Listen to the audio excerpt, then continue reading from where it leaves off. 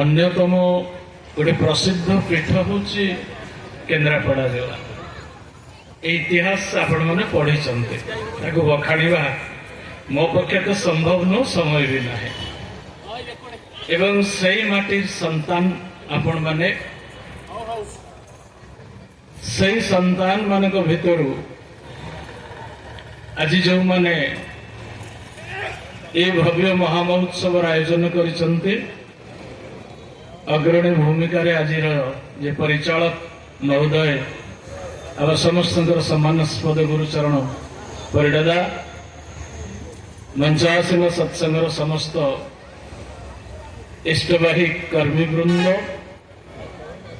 बर्फाणर गुरु भ्रातृवृंद सत्संग प्रेमी सज्जन वृंद भक्तिमती मातृमंडली समस्त को मोर प्रणाम एवं जय।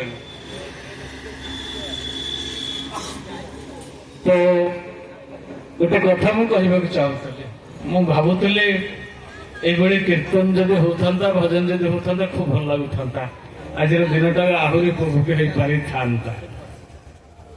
भाषण वक्तृता भितर दे विशेष किसी ये जो ब्रेन टाक आम मस्तिष्क टाक ऊर्ध्वमुखी करी हुए ना सब कथा पशि पारे न तो समस्त समान से शक्ति न था हजम करने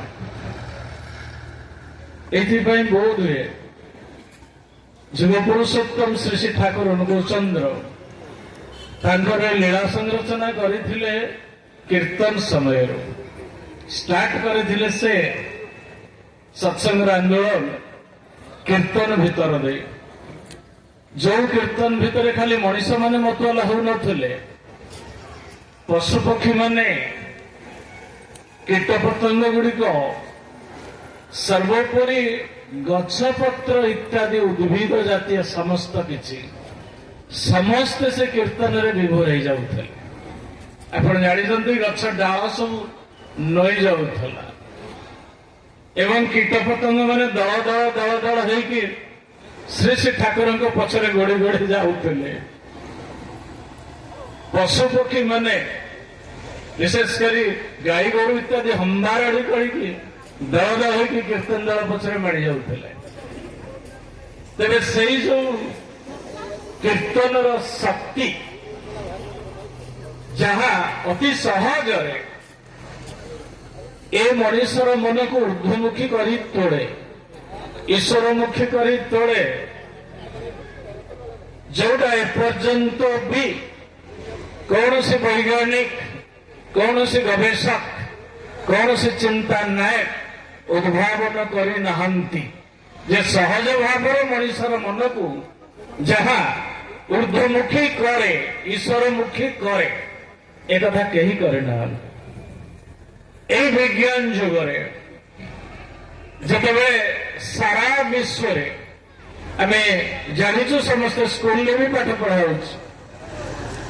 20th century brought a transition विंश शताब्दी पृथ्वी गोटे परिवर्तन आणला गोटे पीरियड से समाप्त है आउ गोटे नूतन पीरियड आरंभ है ट्रांजिशन पीरियड रे कहीं कहगला मुझे जाने ना विज्ञान दृष्टिकोण अलगा किंतु जो परिवर्तन टी है विंश शताब्दी रे सेटा है मानव जातिर अवक्षय मनीष पणियार द्रुत अवक्षय एवं ये अवक्षय आज एकविंश शताब्दी गोटे चरम पॉइंट पहुंचवा जाइए जो अवक्षय सहस्राब्दी को संपूर्ण भाव पृथ्वी पृष्ठ को विलुप्त कर बसे अर्थात जब वैज्ञानिक मान कथा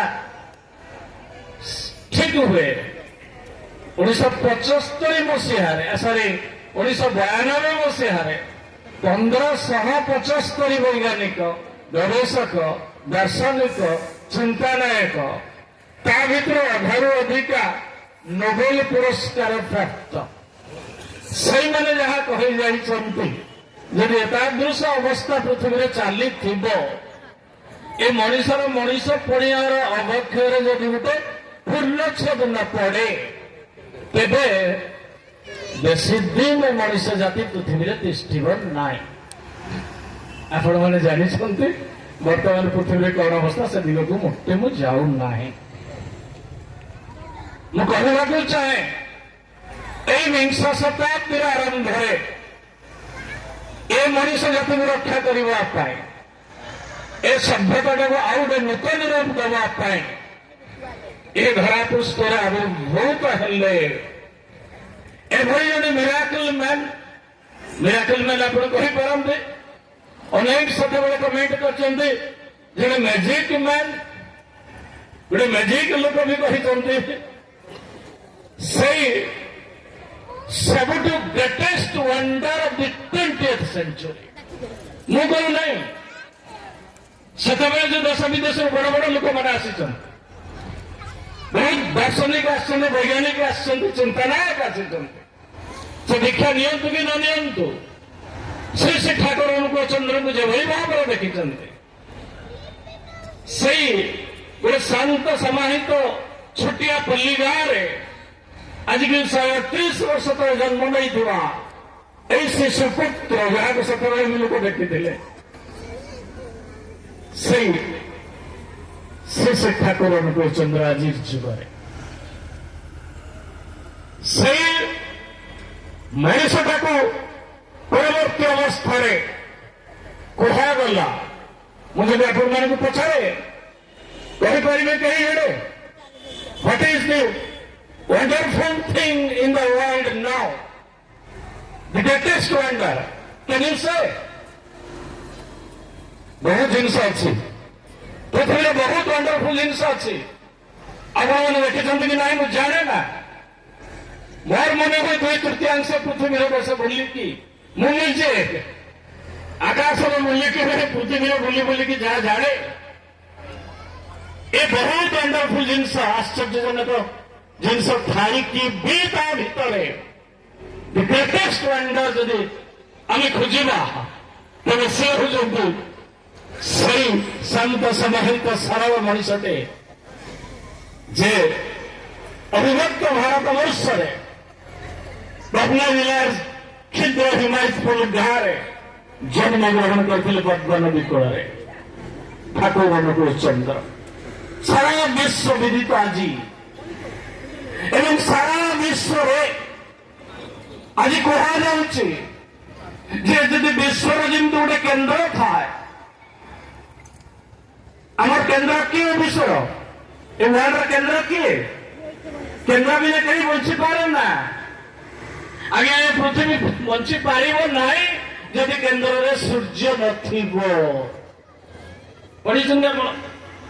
সূর্যକୁ কেন্দ্র করে পৃথিবী ভଳି অনেক গ্রহ তো বুলুଛନ୍ତି, কিন্তু পৃথিবী যে পর্যন্ত সূর্যକୁ কেন্দ্র କରିଥିବ পৃথিবী বঞ্চিଥିବ। তো এইভଳି ଜଣେ କେନ୍ଦ୍ର ପୁରୁଷ ଆଜି ଯେ ସାରା ବିଶ୍ୱରେ ଆମେ ଖୋଜିବା, ଯାହାକୁ କେନ୍ଦ୍ର କରି ସବୁ କିଛି ଚାଲିଛି, ଚଲେ, ସବୁ କିଛି ଚଲେଇ ପାରନ୍ତି, ସେ ହେଉଛନ୍ତି ଠାକୁର ଅନୁକୂଳ ଚନ୍ଦ୍ର। Can you imagine? ଠାକୁରଙ୍କର ସେଇ ଦୈବୀ ଲୀଳାର କଥା ମୋର ମନେ ପଡ଼ିଯାଏ। ସେଦିନ ଗଭୀର ରାତି ଶ୍ରୀ ଶ୍ରୀ ଠାକୁର ଅନୁକୂଳ ଚନ୍ଦ୍ର ଶୋଇଥାନ୍ତି, ଆମମାନଙ୍କ ଭଳିଆ ସମସ୍ତେ ଶୁ, ରାତିରେ ଥରେ ଅଧେ କେତେବେଳେ ପାସ୍ ଯିବା ପାଇଁ ଉଠି ପଡୁ। ଉଠନ୍ତି କି ନାହିଁ ସମସ୍ତେ? ପ୍ରାୟ ଠାକୁର ଉଠିଛନ୍ତି ସେଦିନ ପାସ୍ ଯିବେ। ଅନ୍ଧକାର ସେତେବେଳେ କଣ ଥିଲା? ଚାରିଆଡେ ଅନ୍ଧକାର ସଂସାର। ପାଖରେ ପଟି ଟିକେ ପକେଇକି ଶୋଇଥାନ୍ତି ଜଣେ ମା, ଗୋଟେ ମାଟି ଠାକୁରଙ୍କର ସେବିକା। ସେ ଉଠି ପଡିଲେ, ଠାକୁର କହିଲେ ଏ ମା আমি এক যাব, পাঁচ যাব। সে উঠে পড়লা। জানিছেন সে অবস্থায় কଣ କରିବାକୁ হব? লণ্ঠন দরকার, পানি দরকার, দেলে ঠাকুর পোষা କରିବାକୁ ଯିବେ। উঠিকি সে মা রেডি করে ভাইকে ধরি আসলে। ঠাকুর ଛିଡାଇ ଧୀରେ ଧୀରେ କବାଟ ଖୋଲି ଦେଇକି ବାହାରକୁ ଗଲେ। ମାଟି ଭାବୁଛନ୍ତି ଲଣ୍ଠନଟା ଆଗେ ଆଗେ ଧରି ଧରିକି ମୁଁ ଚାଲିବି, ଆଉ ଠାକୁର ମୋ ପଛେ ପଛେ ଗଭୀର ଅନ୍ଧକାର ଭିତରେ କୋଉଠିକି ଯିବେ ପରିଶ୍ରମ କରିକି ମା ଲଣ୍ଠନ ଧରିକି ଆଗେ ଆଗେ ଚାଲିଛନ୍ତି। ଠାକୁର ରହ ରହ, ତ ଯିବା ଦରକାର ନାହିଁ, ତୋର ଯିବା ଦରକାର ନାହିଁ, ମୁଁ ଚାଲିଯିବି। ଠାକୁର ପାଦ ପକଉଛନ୍ତି, ମାকে ଧରିକି ଆଶ୍ଚର୍ଯ୍ୟଚକିତ ହେଇଯାଉଛନ୍ତି।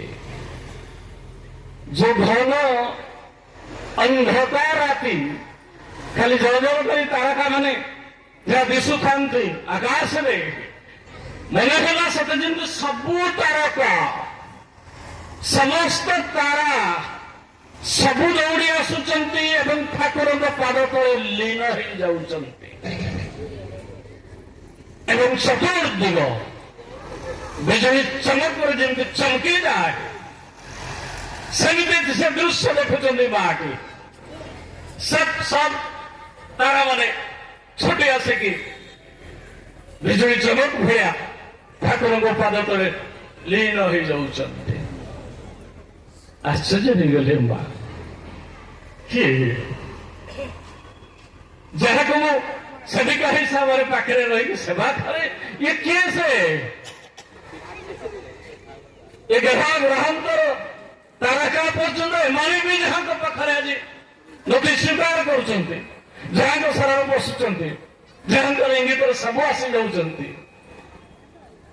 ଆପଣମାନେ ବୁଝିପାରୁଥିବେ ମା ମାନେ, ଭାଇ ମାନେ, କିଏ ଠାକୁର ଅନୁକୂଳ ଚନ୍ଦ୍ର? ଏତେ ସହଜ ନୁହେଁ ଆଜ୍ଞା ବୁଝିବା ପାଇଁ। ଆମମାନଙ୍କ ଦେଖୁଛୁ ଜଣେ ସାଧାରଣ ମଣିଷ ତ ନାଇଁ, ଆସନ୍ତି ଜଣେ ସାଧାରଣ ମଣିଷ ହେଇକି, କାରଣ ଆମେ ମଣିଷ, ଆମ ମଣିଷର ଆକାର ଆକୃତି ବିନା କିଛି ବି ଜିନିଷ ବୁଝିପାରୁନାହିଁ, ପାରିବୁ ନାହିଁ। ଏକଥା ବୈଜ୍ଞାନିକ ମାନେ ପ୍ରମାଣ କରିଦେଇଛନ୍ତି।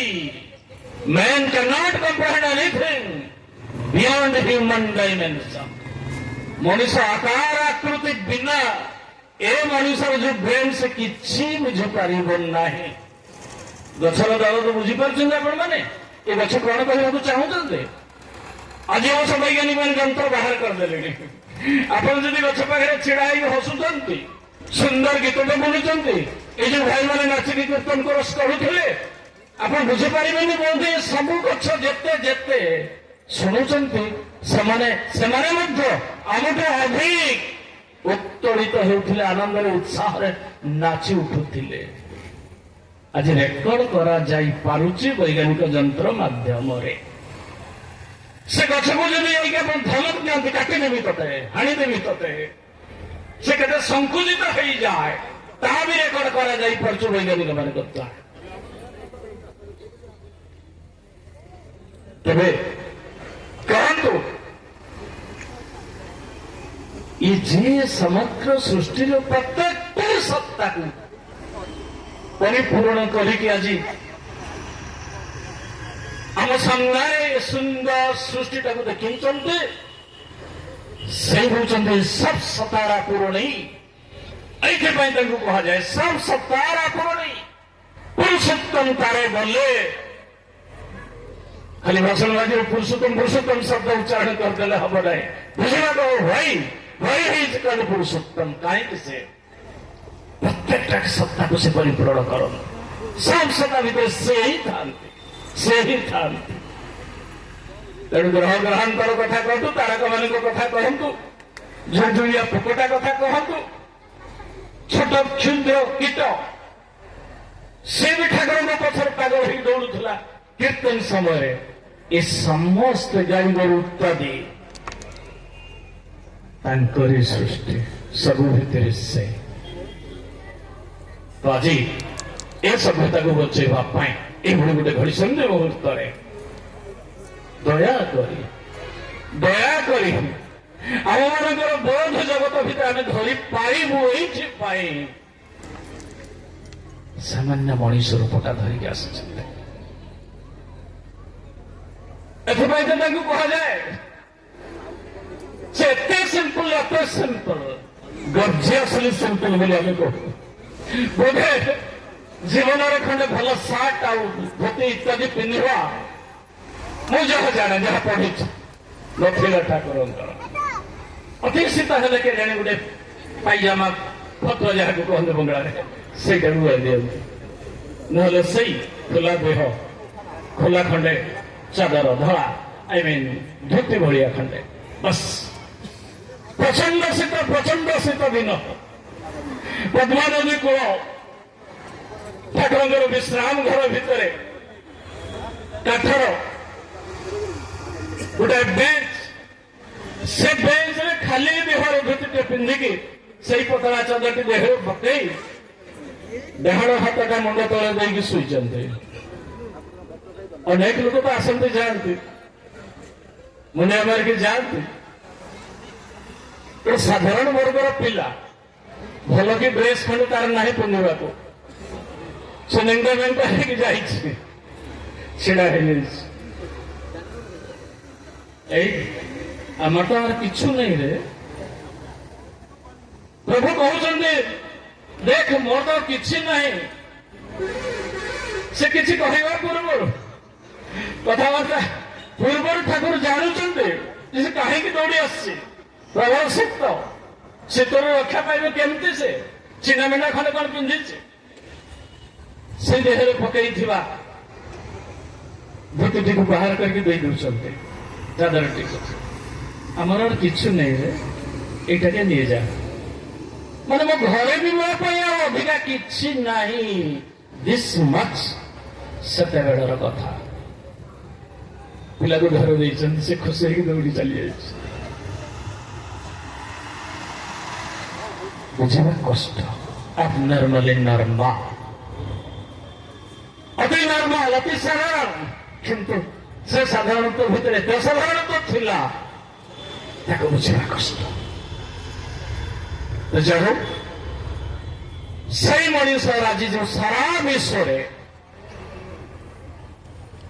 ତାଙ୍କୁ କେନ୍ଦ୍ର କରି ଯୋଉ ଗୋଟେ ପ୍ରକାର ମଣିଷର ମନ ଭିତରେ ବିରାଟ ପ୍ଲାବନ ସୃଷ୍ଟି ହେଇଛି।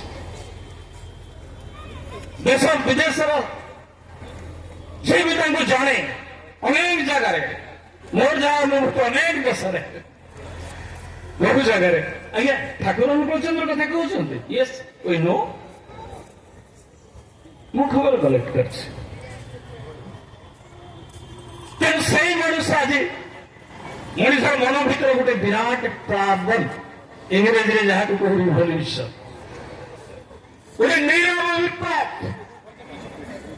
ଏ ଚିତ୍କାର କରିକି ଲାଇନ ଧରିକି କିଛି ରାସ୍ତାରେ ଯୋଉ ଯାଆନ୍ତି ଲୋକ ବିପ୍ଳବ କରନ୍ତି, ରାଜନୈତିକ ପାର୍ଟି ବା ସାମାଜିକ ବ୍ୟବସ୍ଥା ଭିତରେ ଅନେକ ଲୋକ କରନ୍ତି, ସେ ବିପ୍ଳବ ନୁହଁ। ଏ ବିପ୍ଳବ ଗୋଟେ ନୀରବ ବିପ୍ଳବ ମଣିଷ ମନ ଭିତରେ।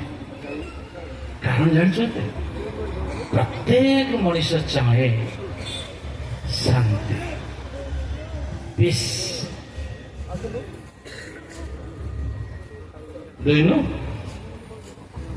ମୋର ମନେ ପଡେ 1929 ମସିହା ମେ ମାସ 29 ତାରିଖରେ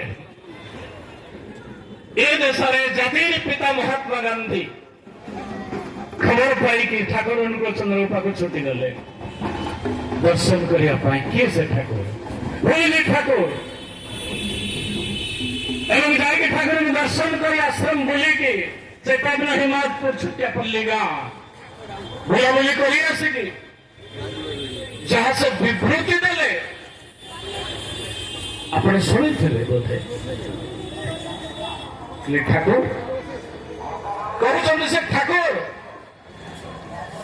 ମୁଁ ଆଜି ଏ ଆଶ୍ରମ ପରିଦର୍ଶନ କରି ଆପଣଙ୍କୁ ଦେଖି ଯାହା ବୁଝିଲି, you have given my dream of a Rama Rajya a practical set. ଅର୍ଥାତ୍ ମୁଁ କାହିଁ କୋଉ ଦିନରୁ ଏ ଯୁଗରେ ଗୋଟେ ରାମ ରାଜ୍ୟ କେମିତି ପ୍ରତିଷ୍ଠା ହବା, ଆଉ ଥରେ ତ୍ରେତୟାରେ ସେଇ ରାମକୁ କେନ୍ଦ୍ର କରି ଯାହା ପ୍ରତିଷ୍ଠିତ ହୋଇଥିଲା ରାମ ରାଜ୍ୟ, ଆଜି ମୁଁ ବାସ୍ତବରେ ଦେଖିଲି ମୋର ସେ ସ୍ୱପ୍ନ ରାମ ରାଜ୍ୟକୁ ଆପଣ ବାସ୍ତବରେ ପରିଣତ କରିଛନ୍ତି ଏଇ କ୍ଷୁଦ୍ର ପଲ୍ଲୀ ଗାଁ। ଭିତରେ ପ୍ରତିଷ୍ଠିତ ଏହି ସତ୍ସଙ୍ଗ ଭିତରେ satsang is Nothing but Ram ରାଜ୍ୟ। ସେଇଦିନଠୁ ମହାତ୍ମା ଗାନ୍ଧୀଙ୍କର ସେ କଥାକୁ ମନେ ରଖିଛନ୍ତି ଲୋକେ। ଅର୍ଥାତ୍ ଯୋଉଠି ସେଇଦିନ ଗୋଟେ କବି ବାଲ୍ମୀକି ଗାଇଥିଲେ ପ୍ରଥମ ଶ୍ଲୋକ ରଚନା କରିଥିଲେ ବାଲ୍ମୀକି ରାମାୟଣରେ। ରାମ ରମେତୁ ମଧୁରଂ ମଧୁରାକ୍ଷରଂ କୁଜନ୍ତଂ ବାଲ୍ମୀକି କୁକିଳଂ ଆରୋହ କବିତା ଶାଖାଂ। ଅର୍ଥାତ୍ ଆଜି ବାଲ୍ମୀକି ରୂପକ କୁଇଲିଟା କୁ କୁ କରୁଛି ଗଛର ଶାଖାରେ ବସିକି। What does it mean? Ram Ram Ram Ram. ଜାଣିଛନ୍ତି ରାମ ମାନେ କଣ? ରା ଆଉ ମୋ। ଆରେ ଭାଇ ରାମ ମାନେ ହଉଛି ଶାନ୍ତି ଶାନ୍ତି ଶାନ୍ତି। ଆଜି ଆପଣମାନେ ସେଇ କହିଲେ ଯେଉଁମାନେ ଆଜି ସତ୍ସଙ୍ଗର ସେ ଲୀଳା ସଂକୀର୍ତ୍ତନ କରୁଛନ୍ତି ଠାକୁରଙ୍କୁ କେନ୍ଦ୍ର କେନ୍ଦ୍ର କରିକି, ସେଇମାନେ ସେଇ ରାମ ରାଜ୍ୟର ଘୋଷଣା ଆଜି କରନ୍ତି। ଯଦି ଶାନ୍ତି ଚାହ ଗାନ୍ଧୀଜୀଙ୍କ ଭାଷାରେ come to ସତ୍ସଙ୍ଗ, ଯେମିତି ପିସ୍ ପିସ୍ ସତ୍ସଙ୍ଗ ଗୋଟେ ଶାନ୍ତିର ଅନୁଷ୍ଠାନ। ଖାଲି ସେଇଆ ନୁହଁ, ମୋର ମନେ ହୁଏ ସେଦିନ ଜଣେ ବିପ୍ଳବୀ କବି ଭାରତବର୍ଷର ସେତେବେଳେ ସମୟର ତାଙ୍କ ବହି ପଢିତ ରିଭଲ୍ୟୁସନାରୀ ସେ ବିପ୍ଳବୀ ଜଣେ ଲେଖିଥିଲେ ଠାକୁରଙ୍କୁ ଦର୍ଶନ କରି ହିମାୟତପୁର ସେ ଗାଁ ଦର୍ଶନ କରି ଯେ ଠାକୁର ଏ ଯୋଉ ସତ୍ସଙ୍ଗ ନାମକ ଯୋଉ କହିପାରନ୍ତି ଧର୍ମପୀଠ ଅନୁଷ୍ଠାନ ଆଧ୍ୟାତ୍ମିକ ମାର୍ଗ ଯାହା ଆପଣ ସତ୍ସଙ୍ଗର ନାଁ ଦେଉଛନ୍ତି ଇଟ୍ ଇଜ୍ ଏ ସିକ୍ୟୁର୍ଡ ସେଣ୍ଟର। ଲେଖା ହେଇକି ଅଛି ଆଜ୍ଞା, ଲେଖିକି ଆସିଥିଲେ ଏ ସତ୍ସଙ୍ଗ ହଉଛି ସବୁ ମଣିଷ ପାଇଁ। ସବ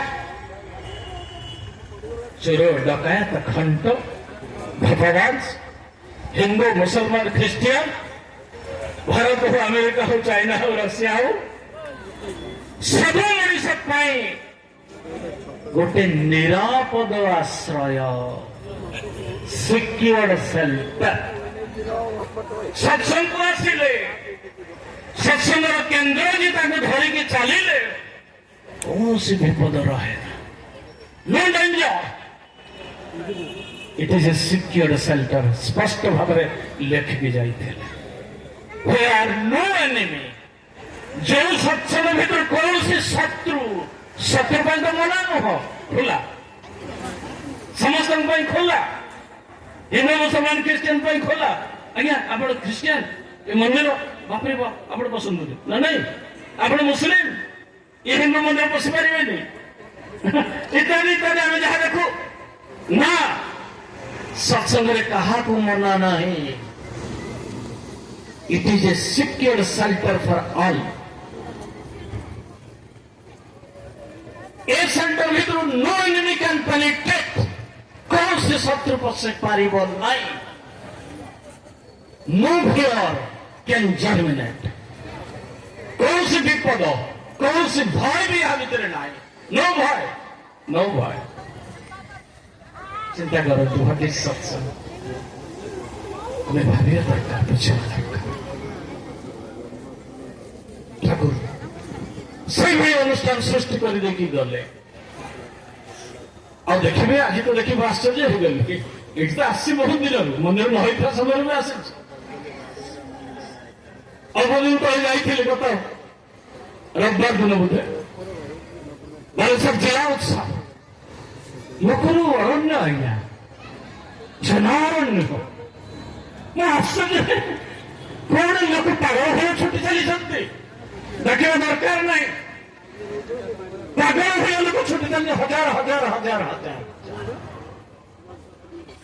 कहीं करले कहीं because it is A secure centre. किसी दरकार नहीं क्या मना नहीं क्या मना नहीं। पर ये सत्संग ଯାହା ସେ ଠାକୁର ସୃଷ୍ଟି କରିଦେଇଗଲେ। ଆଜି ଏଇଥିପାଇଁ ସାରା ପୃଥିବୀରେ ଗୋଟାଏ ସାଇଲେଣ୍ଟ ରିଭଲ୍ୟୁସନ, କୌଣସି ରାଜନୈତିକ ବିପ୍ଳବ ନୁହେଁ, ଏଠି ରାଜନୀତି ନାହିଁ। ଯୋଉ ରାଜନୀତି ବା ପଲିଟିକ୍ସ ଆମେ ବୁଝୁ, ଆଜି ପଏଜନସ୍ ପଲିଟିକ୍ସ, ଟୋଟାଲି ପଏଜନସ୍ ବିଷ ପଲିଟିକ୍ସ ଆଜି ବିଷ। ମୁଁ କହୁନି, ବଡ ବଡ ଲୋକ କମେଣ୍ଟ ଲେଖି ସାରିଲେଣି। Politics has totally become poisonous. It is no more providential. ଠାକୁର ଅନୁକୂଳ ଘୋଷଣା କରୁଥିଲେ, ମୋ ମତରେ ପଲିଟିକ୍ସ ହଉଛି ପୂର୍ତ୍ତ ନୀତି, ଯାହା ଈଶ୍ୱର ପ୍ରଣୋଦିତ। ଅର୍ଥାତ୍ ଈଶ୍ୱରଙ୍କର ନୀତି ହଉଛି ରାଜନୀତି। ଏଠି ସବୁ ଶ୍ରେଣୀର ବର୍ଗର ମଣିଷ ଆସିଲେ ଶାନ୍ତି ଶାନ୍ତି ପାଆନ୍ତି, ମଧୁରତା ହିଁ ମଧୁରତା ଫିଲ୍ କରନ୍ତି। ଏଠି ଅମୃତ ପାନ କରିକି ଯାଆନ୍ତି। It is not poison but ଅମୃତ। କିନ୍ତୁ ଆଜି politics has totally converted into poison. No more providential. ଏଠି ଗଣତନ୍ତ୍ର କହନ୍ତୁ, କମ୍ୟୁନିଜିମ୍ କହନ୍ତୁ, ଯାହା ବି କହନ୍ତୁ, ଯେତେ ପ୍ରକାର ଶାସନ ଆଜି ପୃଥିବୀରେ ଚାଲୁଛି, କୋଉ ଦେଶ ଶାନ୍ତିରେ ଅଛି କହନ୍ତୁ? ଗଣତନ୍ତ୍ର ଅଛି ନା କମ୍ୟୁନିଜିମ୍ ଅଛି ଶାନ୍ତିରେ? ଯୋଉ ଇଜିମ୍ ବୁଝନ୍ତୁ, ଏଠି କିଛି ଇଜିମ୍ ନାହିଁ, ଗୋଟିଏ ଇଜିମ୍ ଓନ୍ଲି। ଠାକୁର କହୁଛନ୍ତି ପଚାର ଠାକୁର, ହ୍ୱାଟ ଇଜିମ୍ ୟୁ ଫଲୋ? ଏ ସତ୍ସଙ୍ଗରେ କହୁ ଇଜିମ୍ ବା ବାଦ, ଯାହା ଭାଇ କହୁଥିଲେ ବାଦ ବାଦ, କି ବାଦ ଆପଣ ଫଲୋ କରନ୍ତି? ଏ ସତ୍ସଙ୍ଗ କୋଉ ବାଦ ଉପରେ ପ୍ରତିଷ୍ଠିତ? ଠାକୁର କହିଲେ, my only ism is existentialism. You may call it lifeism. ଇଂରେଜୀ ଶବ୍ଦ ଲାଇଫିଇଜମ୍, ଜୀବନବାଦ। ମୋର ଗୋଟିଏ ବାଦ ହଉଛି ଜୀବନବାଦ। ମୋର ଗୋଟିଏ ବାଦ, ମୁଁ ବିଲିଭ୍ କରେ ଓନ୍ଲି ଅସ୍ତିତ୍ୱବାଦ ଉପରେ। ବିଂଶ ଶତାବ୍ଦୀ ଆରମ୍ଭ ହେଇଥିଲା ଆଜ୍ଞା ଦିଟା ବାଦ। ଗୋଟିଏ ହେଲା ଭୋଗବାଦ। ପାଶ୍ଚାତ୍ୟ ସଭ୍ୟତା ଆଜି ବି ସେଇ ଭୋଗବାଦୀ ସଭ୍ୟତା। କିନ୍ତୁ ଆଜି ଆମ ତ ଭାରତ ବର୍ଷ, ଯୋଉଠି ସେ ରାମ କୁହନ୍ତୁ, କୃଷ୍ଣ କୁହନ୍ତୁ, ବୁଦ୍ଧ, ଯୀଶୁ, ମହମ୍ମଦ ଇତ୍ୟାଦି ଏ ମାଟିରେ ପାଦ ଦେଇଛନ୍ତି, ସେ ହଉଛି ଜୀବନବାଦ। ଆଜି ଠାକୁର ସେଇଥିପାଇଁ ଘୋଷଣା କଲେ ସେଇ ଜୀବନବାଦର କଥା। ମାଇ ଓନ୍ଲି ଇଜମ୍ ଇଜ୍ ଏକ୍ଜିଷ୍ଟେନ୍ସିଆଲିଜମ୍। ଅସ୍ତିତ୍ୱବାଦ ହିଁ ମୋର ବାଦ, ଜୀବନବାଦ ହିଁ ମୋର ବାଦ। ଯାହା କଲେ, ଯାହା ଭାବିଲେ, ଯୋଉ ଆଚରଣ, ଯୋଉ ଚିନ୍ତା, ଯୋଉ ବାକ୍ୟ ଇତ୍ୟାଦି ଭିତରେ ଦେଇ ମଣିଷ ବଞ୍ଚିବ, ଖାଲି ବଞ୍ଚିବ ନୁହଁ, ଆନନ୍ଦ ପାଇବ। କେତନରେ କହୁଥିଲେ ଆନନ୍ଦ। ପ୍ରଥମ ବକ୍ତା ଭାଇ କହୁଥିଲେ ଆନନ୍ଦ କଥା, ଶୁଣିଲେ ତ? ଆନନ୍ଦ ସତ୍ସଙ୍ଗ ଆସିଲେ ଆନନ୍ଦ ଦିଏ, ଆନନ୍ଦ ବିତରଣ କରି ଆନନ୍ଦ ପ୍ରାପ୍ତ ହବ, ଆନନ୍ଦ ପାଇବା, ସମସ୍ତଙ୍କୁ ଆନନ୍ଦ ଦବା। Do you know what is this ananda? ଆନନ୍ଦର ବ୍ୟାଖ୍ୟା କରି ଠାକୁର କହିଦେଇକି ଗଲେ। ଯାହା କହୁଥିଲେ, ପ୍ରତ୍ୟେକ ମଣିଷ ଭିତରେ ଗୋଟେ ଜିନିଷ ଅଛି, ସେଟା ସମାନ। ହିନ୍ଦୁର ଅଛି, ମୁସଲମାନର ଅଛି, ଭାରତୀୟ ମାନଙ୍କର ଅଛି, ଆମେରିକାର ଅଛି, ଚାଇନାର ଅଛି, ସମସ୍ତେ। ସେ କଣ? ଆନନ୍ଦ ପାଇବା। ଆନନ୍ଦ ପାଇବା, ସେ ଆନନ୍ଦ ମାନେ ହବା। ମୁଁ କଣ ହେଇଛି ଆଜ୍ଞା? ରୀତିକ ହେଇଛି, ଯାଜକ ହେଇଛି, ଅଧ୍ୟକ୍ଷ ହେଇଛି, ପ୍ରଫେସର ହେଇଛି, ବୈଜ୍ଞାନିକ ହେଇଛି, ଦାର୍ଶନିକ ହେଇଛି, ଗୋଟେ ନାରୀ ହେଇଛି, ଗୋଟେ ପୁରୁଷ ହେଇଛି। ହବା ଟିକେ ମଞ୍ଜିଟା, ତା ଭିତରେ ଗୋଟେ ଗଛ। ହବାର ଭାବ ସେ ମଞ୍ଜିଟା ଭିତରେ ଅଛି। ହବାର ଏଠି ଗୋଟେ ବଟ ବୃକ୍ଷର ମଞ୍ଜି, ବିରାଟ ବଟ ବୃକ୍ଷ ହବାର ଗୋଟେ ଭାବ ତା ଭିତରେ ଅଛି। ସେ ହବାର ଭାବ ପ୍ରତ୍ୟେକଟା ଜୀବନ୍ତ, ଯିଏ ଯାହାର ଜୀବନ ଅଛି ତା ଭିତରେ ଲୁଚିକି ଥାଏ। ଠାକୁର କହିଲେ, ମୋର ଉଦ୍ଦେଶ୍ୟ, ମୁଁ ଆସିଛି, ମୋର ଏ ସତ୍ସଙ୍ଗ, ମୋ ଦର୍ଶନ ହଉଛି এই ହବାଟାକୁ ସମ୍ଭବ କରାଇବା। ମଣିଷ ଭିତରେ ଲୁଚିଥିବା ମଣିଷ ପଣିଆ, ମାନବିକତା, ମୂଲ୍ୟବୋଧ, ନାରୀର ନାରୀତ୍ୱ, ମାତୃତ୍ୱ, ସ୍ତ୍ରୀତ୍ୱ, ସହଧର୍ମିଣୀତ୍ୱ, ଜାୟାତ୍ୱ, ଜନନୀତ୍ୱ, ଭଗ୍ନୀତ୍ୱ, ଲାଗିଦିଅନ୍ତୁ ତ୍ୱ ଯେତେ ପାରୁଛନ୍ତି। ସେମିତି ପ୍ରତ୍ୟେକଟା ମଣିଷ ଭିତରେ ଯେ ତ୍ୱଟାକୁ, ଏଇଟାକୁ ଉନ୍ମୋଚିତ କରିବା। ଆଜି ଆଜ୍ଞା ତ୍ୱ ଚାପା ପଡ଼ିକି ରହିଯାଇଛି। ତଳଟା ଚାପା ପଡିକି ରହିଛି, କିନ୍ତୁ ଯେ ଉନ୍ମୋଚିତ ହେଇଛି କି ଜାଣିଛନ୍ତି ତ? ଠିକ ତାର ବିପରୀତ। ଯାହା ମଣିଷ ସଂକୀର୍ଣ୍ଣ କରେ, କ୍ଷୁଣ୍ଣ କରେ, ବିକ୍ଷୁଣ୍ଣ କରେ, ଚୂର୍ଣ୍ଣ କରେ, ବିଚୂର୍ଣ୍ଣ କରେ, ମଣିଷକୁ ଅମଣିଷ କରେ, ପଶୁଠୁ ଆହୁରି ହୀନ କରେ, ସେଇଟା ଉନ୍ମୋଚିତ ହେଇଯାଇଛି। ମଣିଷ ତ ଚାପା ପଡିକି ରହିଛି। ଏଥିପାଇଁ ଠାକୁରଙ୍କୁ ଯେତେବେଳେ ପଚାରିଲେ, Thakur what is your satsang? My satsang is to thrust manhood in man. ମଣିଷ ଭିତରେ ମଣିଷ ପଣିଆ, ଏଇ ତୋଟାକୁ ପୁରେଇବା ହେଉଛି ମୋର ଏଇ ସତ୍ସଙ୍ଗ ମିଶନର ଲକ୍ଷ୍ୟ। ତେଣୁ ଆପଣମାନେ କହିପାରନ୍ତି ଏ ସତ୍ସଙ୍ଗରେ ମ୍ୟାନ ମେକିଂ ଏ ମିଶନ, ଏ କଥା କେବେ ଶୁଣିଥିଲେ? କିଏ ରାଜନୀତି ମେକ୍ କରୁଛି, କିଏ ଇକୋନୋମିକ୍ସ ମେକ୍ କରୁଛି, କିଏ କେତେ ପ୍ରକାର ବିଜ୍ଞାନ ଦର୍ଶନ ଧରିକି ଚାଲିଛି। ପିଲା କେତେ ପ୍ରକାର ପାଠ ପଢୁଛନ୍ତି କଲେଜରେ, ୟୁନିଭର୍ସିଟିରେ, ଦେଶ ବିଦେଶରେ ଯାଇ। କିନ୍ତୁ କୋଉଠି ଅଛି ମଣିଷକୁ ମେକ୍ କରିବା ପାଇଁ? ଇଜ ଦେୟାର ଏନି କିଛି ଫର୍ମୁଲା ଅଛି? ନାହିଁ। କିଛି ଗବେଷଣା ଅଛି? ନାହିଁ। ବହୁ ବଡ ବଡ ୟୁନିଭର୍ସିଟି ମୁଁ ଯାଇଛି ଆଜ୍ଞା ଦେଶ ବିଦେଶରେ, नो यार, इट इज ओनली ठाकुर अनुकूल चंद्र। ଯାହାଙ୍କର ସତ୍ସଙ୍ଗ ମିଶନରେ କାମ ହଉଛି ମଣିଷକୁ ତିଆରି କରିବା, ତା ଭିତରେ ମଣିଷ ପଣିଆ ଢୁକେଇବା, ତା ଭିତରେ ଅର୍ଥ କେମିତି ରୋଜଗାର ହବ, କେମିତି ମନ୍ତ୍ରୀ ହେବି, କେମିତି ନେତା ହେବି, କେମିତି ଅମୁକ ହେବି, ସମୁକ ହେବି, ତା ନୁହଁ। only to thrust manhood in man। ଏଥିପାଇଁ ଆସିଥିଲେ ସେତେବେଳେ ବହୁ ରାଜନୀତିଜ୍ଞ, ବଡ ବଡ ରାଜନୀତିଜ୍ଞ, ବିହାର ପୂର୍ବତନ ମୁଖ୍ୟମନ୍ତ୍ରୀ, ଯାହାକୁ ଠାକୁର ଖୁସିରେ ଦେଇଥିଲେ ଖଣ୍ଡେ କଣ କହନ୍ତି ତାଙ୍କୁ ଦଣ୍ଡ ଦଣ୍ଡ। ଅନେକ ଲୋକ ଏମ ହିଦାୟତୁଲ୍ଲାହ, ଲାଲ ବାହାଦୁର ଶାସ୍ତ୍ରୀ ଖୁସି ହେଇକି ଠାକୁର ଖଣ୍ଡେ ଖଣ୍ଡେ ଦଣ୍ଡ ଦେଇଥିଲେ। ଜାଣିଛନ୍ତି ତ ଉଦ୍ଦେଶ୍ୟ କଣ କହିଲେ? ତାଙ୍କୁ ବଞ୍ଚେଇବା, ତାଙ୍କ ଭିତରେ ହବା ଯୋଉଟା ଅଛି କହିଲେ ସେଇଟାକୁ ବାହାର କରି ଆଣିବା। ଲାଲ ବାହାଦୁର ଶାସ୍ତ୍ରୀ ବିଦେଶକୁ ଗଲେ, କନଫରେନ୍ସକୁ ନେଲେ ନାହିଁ ଦଣ୍ଡ। ପରେ ଠାକୁର ଭାରି କଷ୍ଟ ପାଇଲେ, ତାହେଲେ ମୁଁ ଦେଇଥିଲି ତାକୁ ବଞ୍ଚେଇବା ପାଇଁ। ଅନୁଗ୍ରହ ନାରାୟଣ ବୋଧେ ବିହାର ସେତେବେଳେ ଚିଫ ମିନିଷ୍ଟର, ତାଙ୍କୁ ବି ଦେଇଥିଲେ ସେ ଦଣ୍ଡ। ସେ ପାଟନାରୁ ଏୟାରପୋର୍ଟ ଯିବେ, ଉଠୁଛନ୍ତି ଏରୋପ୍ଲେନରେ, 16 ଫୁଟ ଉପରକୁ ଯାଇଛନ୍ତି, ଏରୋପ୍ଲେନଟା ଦ୍ୱିଖଣ୍ଡ ହେଇକି ଭାଙ୍ଗିଗଲା। କିନ୍ତୁ ସେ ଭଦ୍ରଲୋକ ସେ ଦଣ୍ଡଟାକୁ ଧରି ପୁରା ସୁସ୍ଥ ସ୍ୱସ୍ଥ ମଣିଷ ଭଳିଆ ସେ ଭଙ୍ଗା ଏରୋପ୍ଲେନ ଭିତରୁ ବାହାରି ଆସିଲେ। କିଏ କ୍ଷତ, କିଏ ବିକ୍ଷତ, କିଏ ଆର ପାରିକି ଚାଲିଯାଇଛି। ବୁଝିପାରିଲେ ତ? ତାସ୍କେଣ୍ଟ ଚୁକ୍ତିକି ଗଲେ ସେଇଭଳି ଆଉ ଜଣେ, ସେତେବେଳେ ସେଇ ଦଣ୍ଡ ଧରିକି ଦେଖାଯାଇଛି, ଫଟୋ ଉଠାଇକି ଅଛି। ଟେବୁଲ ଉପରେ ସେ ଦଣ୍ଡକୁ ପକେଇଲେ, ସାରା ପୃଥିବୀର ବଡ ବଡ ନେତାମାନେ ବସିଛନ୍ତି, ସିଏ କିନ୍ତୁ ସାମ୍ନାରେ ଦଣ୍ଡଟାକୁ ଉଠେଇ ଦେଇକି ବସିଛନ୍ତି ମିଟିଂରେ। ଦଣ୍ଡର ଉଦ୍ଦେଶ୍ୟ ମଣିଷକୁ ରକ୍ଷା କରିବ। ଠାକୁର କହିଲେ ମୋର ମିଶନ ମଣିଷକୁ ରକ୍ଷା କରିବା ସବୁ ଦିଗ ଦେଇ, ଖାଲି ମଣିଷ ପଣିଆ ନୁହଁ, ସବୁ ଦିଗ ଦେଇକି ମଣିଷକୁ ସଭ୍ୟତ ଭାବରେ ରକ୍ଷା କରି ଚାଲିବା। ଆଉ ଆପଣ ଜାଣିଛନ୍ତି, ଅନେକ ଘଟଣା ଶୁଣିଛନ୍ତି, ସତ୍ସଙ୍ଗ ଆଟେଣ୍ଡ କରୁଛନ୍ତି, କିଭଳି ଭାବରେ ମିରାକୁଲସଲି ଠାକୁରଙ୍କୁ ଧରିକି ମଣିଷ ବଞ୍ଚି ଯାଇଛି। ଏଇ ତ 1975 ମସିହାର ଯୁଦ୍ଧ, ଭାରତ ପାକିସ୍ତାନ ଯୁଦ୍ଧ।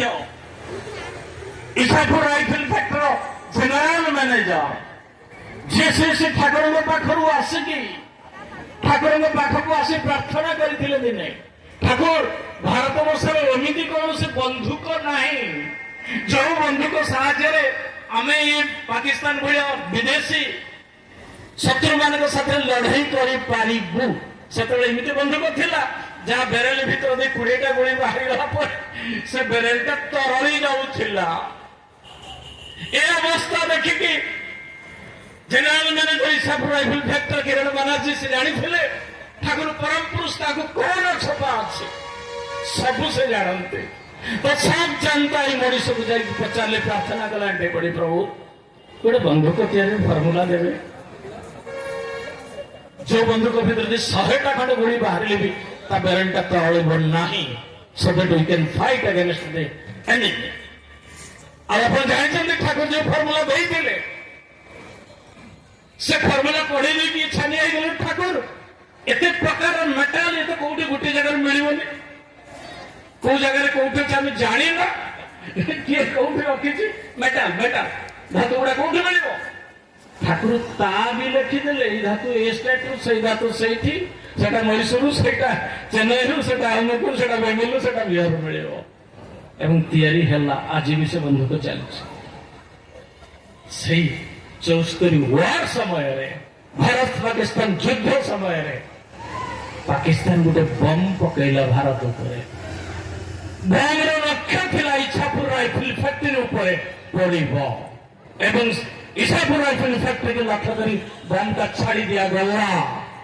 ଜେନେରାଲ ମ୍ୟାନେଜର କିରଣ ବାନାର୍ଜୀ ବସିଥାନ୍ତି, ଜାଣିଗଲେ, ମେସିନ ସାହାଯ୍ୟରେ ଜାଣିଗଲେ, ଟେକ୍ନିକ ସାହାଯ୍ୟରେ ଜାଣିଗଲେ ବମ୍ ଆସୁଛି, ପଡିବ, ଧ୍ୱସ୍ତ ବିଧ୍ୱସ୍ତ, ଏଭଳିକି କବାଟ ଫିଟିକି ବାହାରେ ଯାଇକି ସମସ୍ତେ ବଞ୍ଚିଯିବେ, ବାହାରକୁ ଯିବା ଭଳିଆ ବି ଟାଇମ ନାହିଁ, ମରିବା ସୁନିଶ୍ଚିତ। ସେଇ ଅଫିସ ଟେବୁଲ ଚେୟାରରେ ବସି ପଡିଲେ, ତାହେଲେ ମରିବି ତ ସୁନିଶ୍ଚିତ। କିନ୍ତୁ ପ୍ରଭୁ ଯୋଉ ନାମ ଦେଇଛନ୍ତି, ନାମ ଆପଣ ଯୋଉମାନେ ଦୀକ୍ଷା ନେଇଛନ୍ତି କଣ ପାଇଛନ୍ତି ଆଜ୍ଞା? ବ୍ରହ୍ମାସ୍ତ୍ର। ଯୋଉ ନାମ, ସେ ନାମ ନୁହଁ, ଗୋଟେ ଶବ୍ଦ ନୁହଁ, ଏଠି ଯେ ବ୍ରହ୍ମାସ୍ତ୍ର। ମନେ ରଖନ୍ତୁ, ସେଇ ବ୍ରହ୍ମାସ୍ତ୍ରକୁ ଧରିକି ସେଦିନ କିରଣ ବାନାର୍ଜୀ ସେଇ ଚେୟାରରେ ବସି ବନ୍ଦ ପଡିଯିବ ଏখানে ନା, ସାଙ୍ଗେ ସାଙ୍ଗେ ବସିଗଲେ ନାମ କରିବାକୁ। ନାମ କରି କରି ପଛେ ମରିଯିବି, ତାଙ୍କ ପାଖକୁ ଯିବି। ବମ୍ କାହିଁ, ବମ୍ ପଡିବ କାହିଁ? ବେଶ କିଛି ସମୟ ଚାଲିଗଲା, ଝଡଝଡିକି ଉଠିଲେ, ଆରେ ବମ୍ ତ ପଡିଲାନି, ବମ୍ ତ ଛାଡି ସାରିଥିଲା, ଗୋଟେ 2ଟା ମିନିଟ ଭିତରେ ପଡିବା କଥା, କୁଆଡେ ଗଲା ବମ୍? କିଛି ସମୟ ପରେ ବୁଝିଲେ ସେ ବମ୍ଟା ଗତିପଥ ବଦଳେଇ ଦେଲା। ଆପଣ ସିଧା ଆସିଲେ ଏଇଠିକି ଆସିବେ କି ନାଇଁ, ଏଇ ଜାଗାରେ ମନ୍ଦିର ଭିତରକୁ ପ୍ରବେଶ କରିବେ, ହଠାତ୍ ମନ୍ଦିର ଭିତରେ ପ୍ରବେଶ ନ କରି ଆଉ ଗୋଟେ ଜାଗାକୁ ପଳେଇଗଲେ। ଆପଣ ସିନା ଚାଲିଯିବେ, କିନ୍ତୁ ବମ୍ ଚାଲିଯିବ? ବମ୍ ପଳେଇ ପାରିବ କି? ମୁଁ ଯଦି ଏଇଟାକୁ ଫୋପାଡ଼ି ଦେବାକୁ ଚାହେଁ, ଯୋଉଠି ଫୋପାଡ଼ି ଦେବି ସେଇଠି ପଡିବ ନା ନାଇଁ? ବମ୍ କିନ୍ତୁ ଗତିପଥ ବଦଳେଇ ଯାଇକି କଲେଇକଣ୍ଡା ଆଉ ଗୋଟେ ଘାଟି, ଡିଫେନ୍ସ ଘାଟି ଭାରତ ବର୍ଷ, ସେଠି ପଡିଗଲା। ଧ୍ୱସ୍ତ ବିଧ୍ୱସ୍ତ ଛିଞ୍ଚତାର ସବୁ ଖବର ପାଇ ସେଇ କିରଣ ବାନାର୍ଜୀ ପରବର୍ତ୍ତୀ ଅବସ୍ଥାରେ ତା ପରବର୍ତ୍ତୀ ଠାକୁରଙ୍କ ପାଖକୁ ଯାଇକି ପଚାରିଲେ, ଠାକୁର ବମ୍ ତ ଛାଡ଼ିଦେଲା, ଆମେ ମରିଥାନ୍ତୁ ସବୁ, ଆମକୁ ଲକ୍ଷ୍ୟ କରିକି, ଏଇଟା ଗତିପଥ ବଦଳିଲା କିନ୍ତୁ ବମ୍ଟା। ଠାକୁର পচালে গম্ভীর କହିଲେ যখন বমটা ছেড়েছিল না, যেତେବେଳେ ସେ বমটা ছাড়ছিল না, ওখানে কিଏ ছিল রে? তুমি সে জায়গায় ଥିଲା কিଏ? এখানে ମୁଁ ଥିଲି, অফিসর গুড়া লোক ଥିଲେ, আমি সব ଥିଲୁ। ঠাকুর ରହିଗଲା, কিছু କହିলেনি। পুরি পচারিলে, আরে আমি বলছি ওখানে কে ছিল? বমটা যেତେବେଳେ ছাড়িছিল পড়িথান্তা, ওখানে কে ছিল আমি জিজ্ঞেস করছি। পুনি কিরণ বার্জি সেই উত্তর দেলে, ঠাকুর ইয়ে ଥିଲା, ସିଏ ଥିଲା, ସେ ଥିଲା, ସବୁ ମୁଁ ବି ବସିଥିଲି, ସବୁ ଜାଣିଛ ମୁଁ ମାରିବି, ସମସ୍ତେ ମାରିବି। থার্ড টাইম কি ফোর্থ টাইম পচারি ঠাকুর ভীষণ গম্ভীর হয়ে গেলে, আমি জিজ্ঞেস করছি ওখানে কে ছিল? তুমি বলছি আমি ছিলাম, ও ছিলাম, ও ছিলাম, ইয়ে ଥିଲା, সে ଥିଲା, কে ଥିଲା? ঠাকুর ମୁଁ ତ ଜାଣିଛି ମରିଯିବି ବୋଲି, ତେଣୁ ସିଟ୍ରେ ବସିକି ନାମ କରୁଥିଲେ। না আরে সালা তাই বলছি আমি, যেখানে নাম থাকে সেখানে কি বম পড়তে পারে? নো, ঠাকুর সেইটি କହିଛନ୍ତି, ঘোষণা କରିଛନ୍ତି, এই নামটা হলো ব্রহ্মাস্ত্র। তাଠୁ ପାୱାରଫୁଲ ଅସ୍ତ୍ର କିଛି ବି ନାହିଁ ଦୁନିଆରେ, କିଛି ବି ନାହିଁ, ଏବେ ବି ନାହିଁ। No bomb, no atom, nothing can, କୌଣସି ପରମାଣୁ ବୁଣା ବନ୍ଧୁଙ୍କୁ ଧ୍ୱଂସ କରିପାରିବ ନାହିଁ। ତେଣୁ ମା ମାନେ, ଭାଇ ମାନେ, ଆଜି ଖାଲି ଆପଣଙ୍କୁ ନା, ଦେଶ ବିଦେଶରେ ବହୁତ ଜାଗାରେ ମୁଁ କହିଛି, ଗୋଟେ ଆମେରିକାନ ଭକ୍ତ କହୁନାହିଁ, ବିଦେଶରେ ଗୋଟେ ସତ୍ସଙ୍ଗରେ ଗୋଟେ ଆମେରିକାନ ଭକ୍ତ ଭିତରକୁ ପଶି ଆସିଲେ, ଏ କଥା କିଏ କହୁଥିଲା? ସେ ସବୁଠୁ ଆଜ୍ଞା ସେଇ ଭଦ୍ରଲୋକ ଯାଜନ କରିଥିଲେ ଠାକୁରଙ୍କ ବିଷୟ। Can you imagine? से ब्रह्मास्त्र आपण मैंने समझते पाइछन तेणु कहवाक चाहे दि सिक्योर सेंटर इज सत्संग निरापद आश्रय secure centre where peace and peace prevails जो केवल शांति शांति शांति बहुत बड़ बड़ लोक कथा कहूँ बेल ना हो पाखे एवं देखते आज जदि ये लोकारण्य देखुं 10 वर्ष 20 वर्ष तले होते लोक नथिले आज सारा भारत वर्ष जो भी देखते एवं भी जानता आश्रम जाते देखिए लोकारण्य जनारण्य हुए कहीं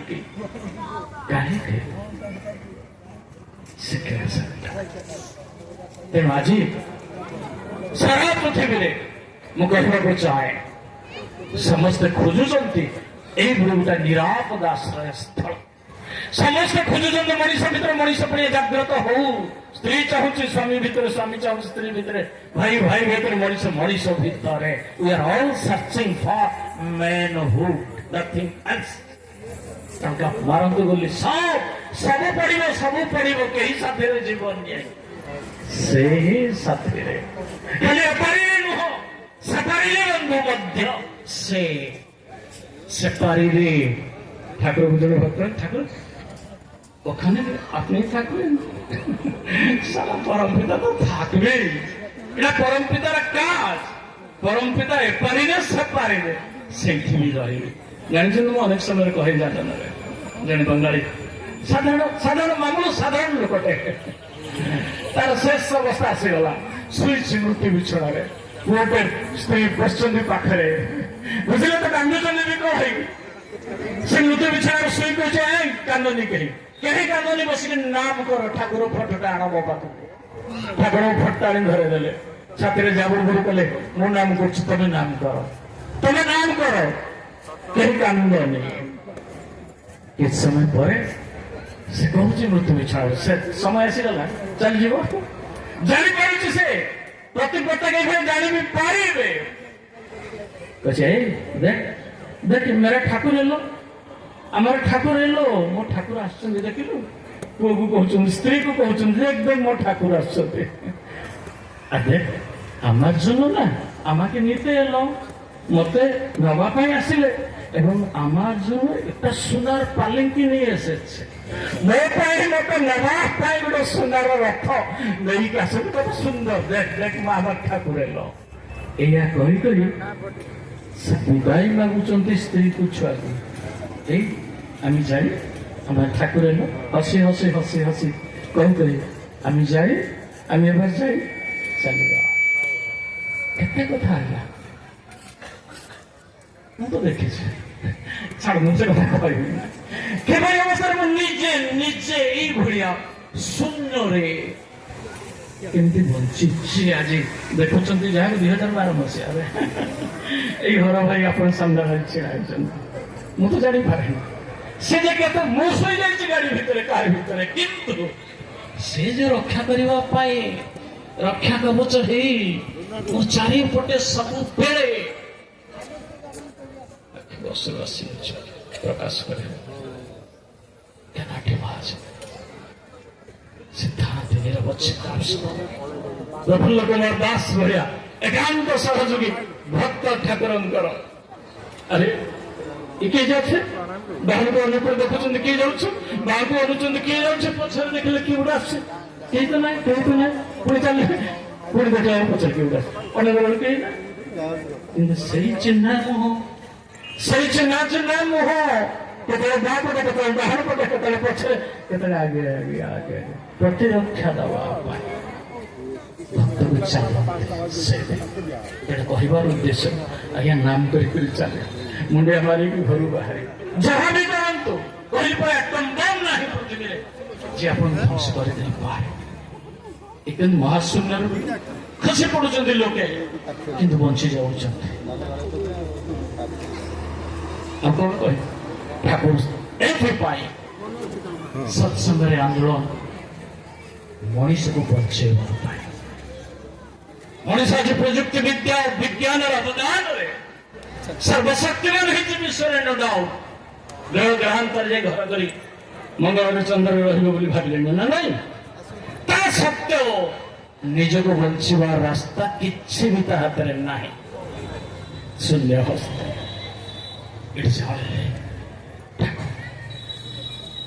ଜାଣିଲେ ସେ ଠାକୁର Anukulchandra, the greatest wonder of 20th century। କେତେ ବଡ଼ ବଡ଼ ଲୋକ ସେତେବେଳେ ଆକ୍ସେପ୍ଟ କରିଛନ୍ତି। ଚିନ୍ତା କରୁଛନ୍ତି। ଦୌଡ଼ିକି ଆସିଲେ ଜଣେ ଆମେରିକାନ ଭକ୍ତ,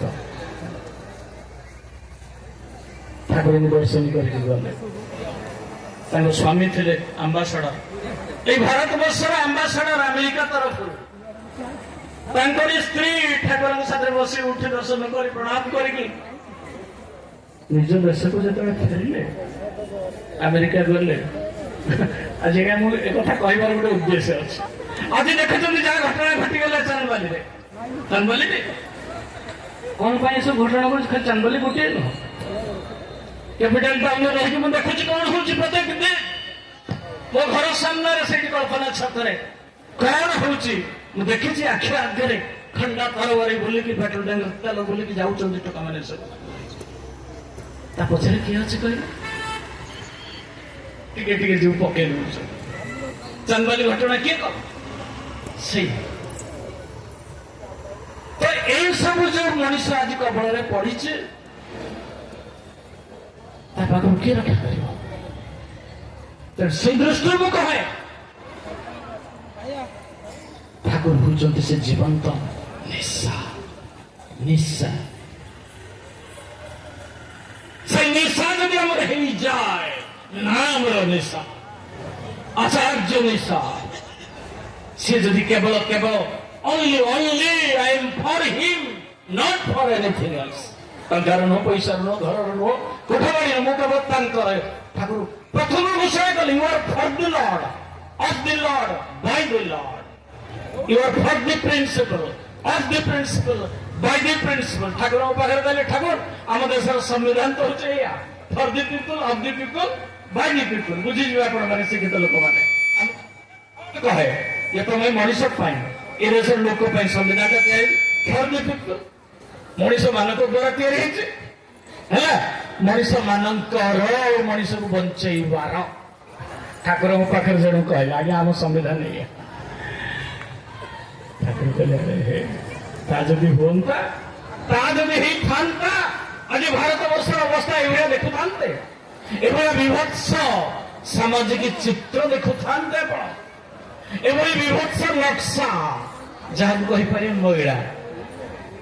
ଗୋଟେ ଲୁଗା ମହିଳା ଗଲେ କଣ କରନ୍ତି ଆପଣମାନେ?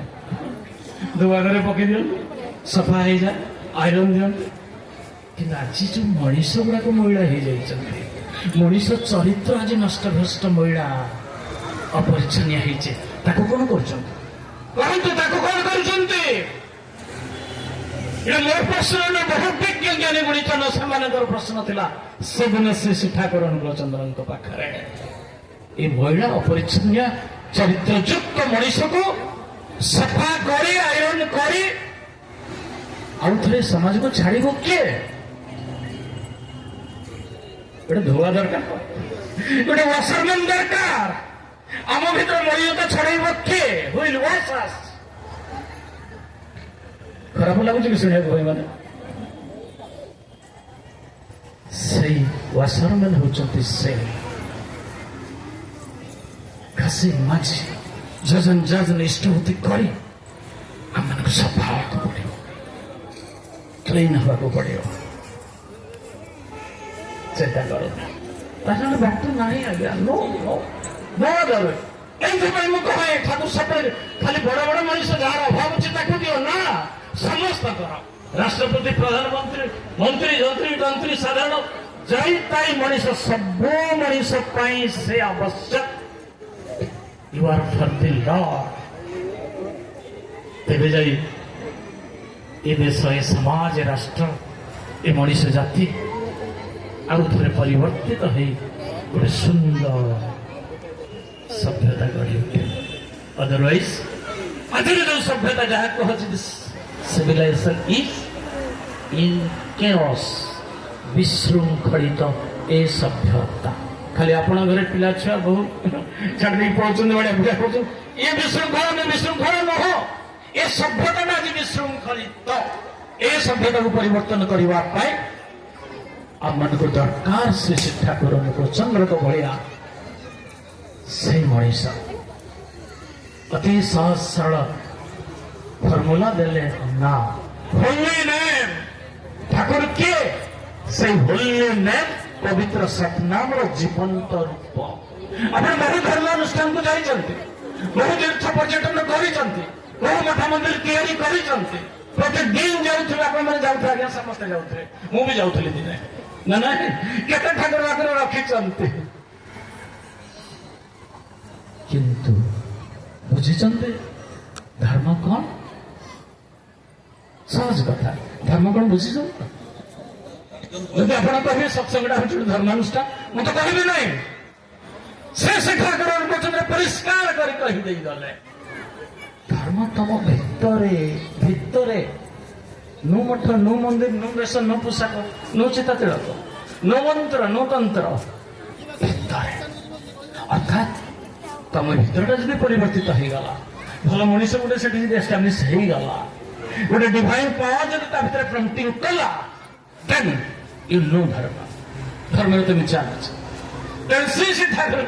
धर्म जब ना फुटला तो संसार प्रति परमेश्वर प्रति कार्य चाली चलन आचार प्रभाव से धर्म नुह ये सत्संग तैयारी करदे भी धर्म खाली हम ना जदि आम मन मंदिर भीतर न पस तेणु परिष्कार भाव श्री श्री ठाकुर से दिन कही सकल इंग्रेजी रिलीजन धर्म कथा केवे सम्मान नुह कहवाक चाहे रिलीजन कथा अलग धर्म अलग धर्म माने ग्रहण करके टाइम हो गला ये बंद करने को चाहे तेणु आसतु माँ मैंने भाई मैंने से पुरुषोत्तम को प्रवर्तित धर्मर पथरे चली किए अच्छ एवं दरदी आर्य आत्मा सन्तान ठाकुर आह्वान देले किए अच्छ से आर्य पीढ़ीर मनीष दरदी आर्य आत्मा सन्तान ताके मानुष भिक्षा देवे ठाकुर किसी चाहिए काम कर आज्ञा केवल मत ही मत चाह मो पकेट को नुह मो सुना रूपा को नुह घर द्वार कोठा बाड़ी की नुह मो पैसा को नुह